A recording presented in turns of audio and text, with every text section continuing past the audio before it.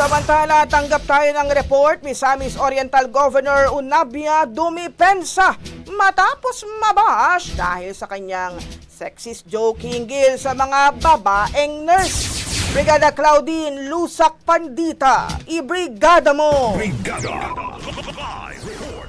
Ayaw mo pagka-onion skin, sensitibo na kayo mo. Ito ang naging pahayag ni Misamis Oriental Governor Peter Unabia matapos siya kumani ng batikos dahil sa kanyang kontrobersyal na pahayag na tanging magagandang babae lamang ang tatanggapin sa isang nursing scholarship program. Kalaunan binawi ng gobernador ang kanyang pahayag at nilinaw na bukas ang programa para sa lahat kasama na ang kalalakihan at iba pang sektor.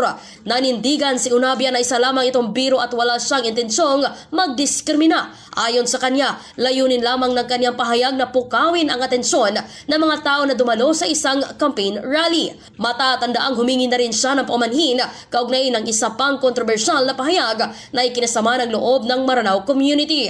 Aminado ang gobernador na maaaring kinulang siya ng sensibilidad, ngunit iginit niyang maiba pang paraan upang maunawaan ang kanyang mga sinabi. Samantala, hinimok ni Comelec Northern Mindanao Regional Director Attorney Renato Magbutay ang lahat ng kandidato na iwasan ang mga sexist at racist na pahayag at sa halip ay ito ng kanilang kampanya sa pagbibigay ng konkretong solusyon sa mga suliranin ng komunidad.